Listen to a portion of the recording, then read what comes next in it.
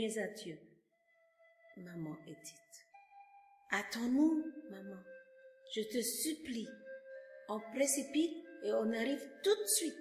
On reçoit un appel téléphonique de la directrice de la résidence Maison Bruyère qui nous dit: venez vite visiter la maman, car je ne donnerai pas beaucoup d'heures avant de mourir.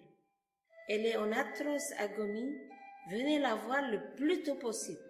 Elle est pour partir. Je pense et j'imagine qu'elle ne tiendra pas long.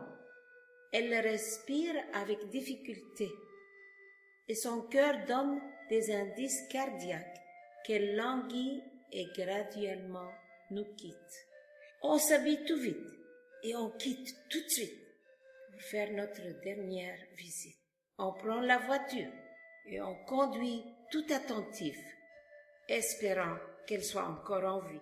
On entre l'édifice précipitant, arrivant là-bas, on nous annonce qu'elle est déjà partie. Déçus de ne pouvoir faire nos adieux, nos larmes ruissellent sans pouvoir les retenir. On se sentait impuissant, les mains captives face à la providence et le destin du départ de la maman Edith de cette terre aride. Je prends l'eau bénite et j'asperge sur son corps jauni, l'or, l'âme et l'esprit affaiblis. Je fais le signe de la croix et je prie, et je remets son âme dans les mains de Jésus-Christ. On annonce au paramédic l'entrevue avec la maman d'hier qu'on a conduite. Il réplique oui, tout compris, que la mission des deux côtés était accomplie. La maman souvent demandait pour le bouillon de midi. Il ne suffisait de rendre son âme et esprit à Jésus-Christ. Oui, sa vie a été réalisée avec succès. Tout est confié dans les mains de sa famille. Elle a fait ses adieux en esprit à toute sa famille, fille chérie Karine, à son fils unique Eric, à sa femme Jeannette, à la famille en Suisse, la parenté ici, sans oublier les chers amis. Leur paramédic et la police rédigeaient le rapport du décès d'Edith. Ils nous posaient des questions. Quelle est l'origine d'Edith? Où elle est naquise? Bien sûr, avec fierté. On réplique, la Suisse. Dans quelle ville? À Sainte-Croix, dans une maison sur une haute colline, là où il y a un beau chalet et un beau crucifix projeté sur toute la ville. Quel est le nombre de sa famille dans ce pays ici? On leur disait, il y a Karine, sa petite fille unique, et son papa Eric, qui est le fils unique d'Edith. Ils ont posé la question si le mari d'Edith est encore en vie. On réplique qu'il est déjà décédé en Suisse depuis 20 ans, exact pour être précis. Et des questions similaires sur l'identité d'Edith se poursuivaient sans finir. Mon mari et moi projetons nos regards sur son corps affaibli, pâle. Elle nous sourit. Edith, toute fière d'être née en Suisse, sa patrie, elle élève sa voix et elle dit: toi la souffrance et tous les combats orageux où tu m'as conduite le long de ma vie, tous ces tourments infinis, j'en ai eu de toutes couleurs. Assez, c'est fini. Je certifie que tout a été accompli sur cette terre aride. Adieu formalité et papeterie. Bienvenue à ce monde meilleur, là où la souffrance n'existe, éliminé de la liste. Oui, ce monde éphémère m'a tant fait souffrir. Quelle horreur! C'était horrible. Oui, je disais tout le temps, c'est impossible. Pourquoi tant d'agonie dans ma vie? Quel acte du mal que j'ai commis pour ce mérite? tous ces accidents du cyclisme de mon fils Eric, de voir le suivre partout en Suisse, le voir à chaque année au bout de tenir en vie, souvent au bout de mourir. Si ce n'était la miséricorde de Dieu, par des miracles du ciel, mon fils et moi n'aurons eu jamais le courage de survivre tous les défis de la vie. Mais c'est pas possible. Faire le chemin de croix le long de ma vie et finir mourir. Quel défi et quelle souffrance pour une mère de voir son fils unique souffrir en grande atroce agonie. Ceci me rappelle lors de la passion vécue de Jésus-Christ, uni à sa mère Marie. Pourtant, les deux purs et innocents, nul mal n'a été commis. Oui, le prix était coûteux pour mon fils et moi, Edith, pour notre survie. Par la grâce de Dieu, on a réussi de rester en vie. Non, je l'admets que ce n'était point facile. Et toi, vieillesse, qui m'a atrophié le corps et qui m'avait fait souffrir à l'infini.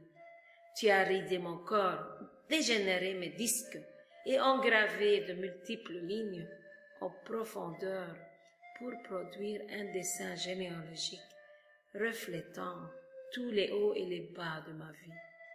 J'ai accompli de séries de grandes victoires dans ma vie. Tu as eu pitié de moi et m'a réservé un monde meilleur pour enfin quitter cette terre avec le grand sourire, malgré ma sympathie pour ma famille, la parenté et les amis. Toi, souffrance, je t'ordonne à l'instant de quitter mon corps, mon âme et esprit. Je t'ordonne, dors. Oui, je t'ordonne, dors. À tous les soucis, va-t'en. Comme Jésus-Christ l'avait dit, tout a été accompli selon la volonté divine. Dans les mains de Dieu, je remets mon âme et mon esprit. Ma famille, ma parenté, ne pleurez plus pour moi, je vous aime et tous les amis. Séchez vos larmes, je vois votre cœur déchiré. Adieu l'agonie, tu n'as plus pouvoir sur ma vie. Fini. J'ai tout donné à mon mari, ma famille, ma parenté et tous les amis. Je suis partie. Le Père éternel m'a vu tant souffrir et a décidé d'enfin réclamer mon âme et me sauver tout de suite de risque de périr et être arraché par les forces de l'abîme. Et vous ici, je vous vois soulagé à la fois, subi d'un atroce choc émotif. De me voir dissipé de vos regards éblouis, de chagrin de me voir partir. Pour l'hospitalité, la gentillesse de tout cœur, je vous dis un grand merci. Oh, notre chère maman Edith, je m'unis avec toute l'assemblée ici et l'on te dit en une voix unanime, grand merci. Tu es magnifique, tu es un bon exemple et un modèle ultime à imiter. Tu es embellie de fidélité absolue. Lors du décès de ton mari, Pierre, tu as porté dans ta main les deux gens, soudés ensemble le long de ta vie. Quelle belle fidélité sur cette terre rarement qu'existe. Tu as un bon caractère, de noblesse et de multiples vertus. Rarement tu voyais fâché de choses qui te contredisent. Fini la télévision, le TV5 et tous les séries que tu visionnais de plaisir avec Eric. Tu étais souvent patiente et compréhensive, projetant ton beau regard paisible.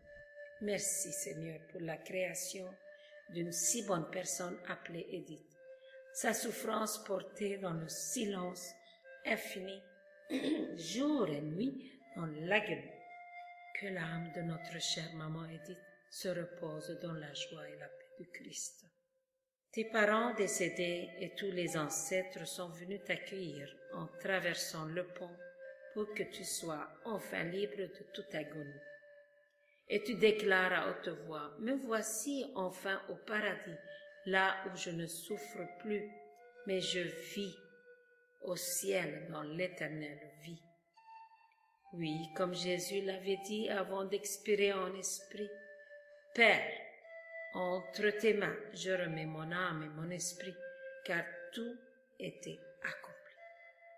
Victoire à la Sainte Croix et à la passion de Jésus de Nazareth, qui a tant souffert l'atroce méchanceté des mauvais esprits pour racheter l'humanité entière à travers les siècles et l'avait béni.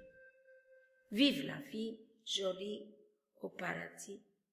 Là, il n'y en a plus de souffrance, il n'y en a plus de guerre, de violence, d'injustice, de soucis et de mélancolie.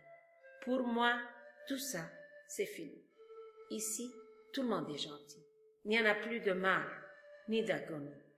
Adieu ma famille, ma parenté et les amis. Je remets mon âme et esprit dans les mains de Jésus-Christ. Amen. Que la joie et la paix de Jésus-Christ règnent dans le cœur et chacun et chacune de vous ici. Adieu, adieu notre chère maman Edith, au nom de toute l'assemblée ici, unie en l'esprit de compassion et de l'amour de Dieu, à notre tour. On te dit grand merci.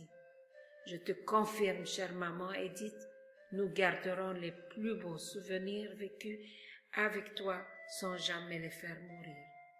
Fiat, pace, ainsi soit. Ce poème a été composé par Jeannette, la belle-fille d'Edith, le 3 janvier 2023 et révisé et finalisé le 8 janvier 2023. Il était cité et lu durant la cérémonie des funérailles le 21 janvier 2023 dans la région de la capitale du Canada.